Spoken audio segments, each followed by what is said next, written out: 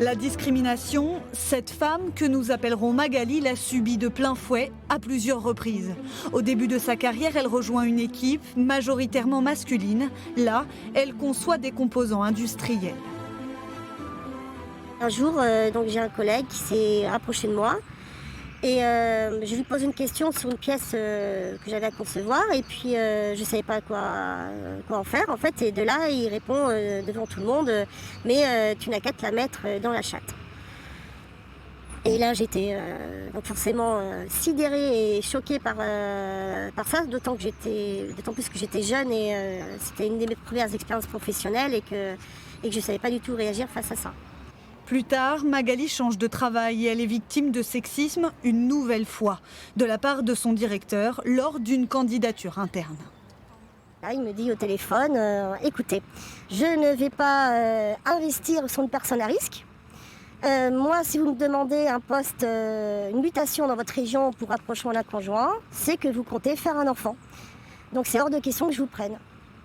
Et là, tout s'est écroulé autour de moi parce que j'ai été extrêmement choquée par l'aisance en fait, de cette personne à me discriminer en fait, en tant que femme. Le sexisme peut parfois dépasser la violence psychologique. Cette mère célibataire d'origine étrangère en a fait les frais. Un profil plus particulièrement touché par les injustices au travail selon l'Observatoire des inégalités. Aujourd'hui, celle que nous surnommerons Florence entame une procédure judiciaire contre son responsable dont elle a été victime. Ce jour-là, il voulait me taper. Il m'a rentré dedans, il m'a pris par là, il m'a insulté avec tous les mots, il m'a enfermé dans la salle, il ne veut pas me laisser sortir. J'ai resté presque 15 minutes, 20 minutes à peu près. Et après, parce que moi j'ai tapé comme ça les portes de la salle, ils m'ont laissé sortir. Et je ne voulais pas y aller travailler, aller sur la chaîne, je voulais voir la directrice directement. Pourquoi il vous a enfermé ? Je ne sais pas. C'est ça, en plus il se moquait de moi. Au-delà de la violence, la discrimination à l'encontre des femmes commence par les salaires. Michel travaille comme aide à domicile, un emploi pénible, précaire, sous-payé.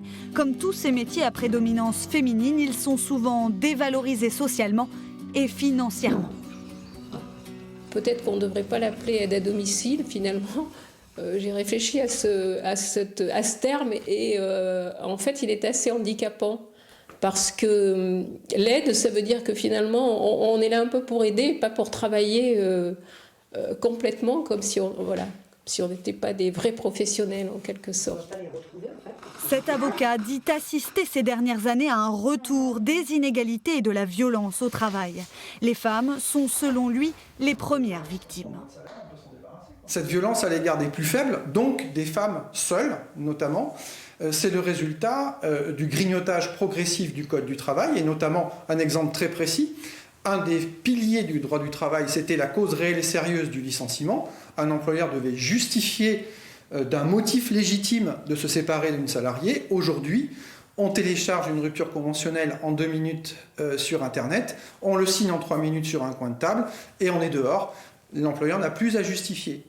Selon l'INSEE, en France, les hommes gagnent 30% de plus que les femmes et elles sont aussi moins présentes sur des postes à responsabilité. Les combats ne manquent pas. Le collectif 8 mars 87 est persuadé qu'il faut continuer à clamer haut et fort ses désaccords.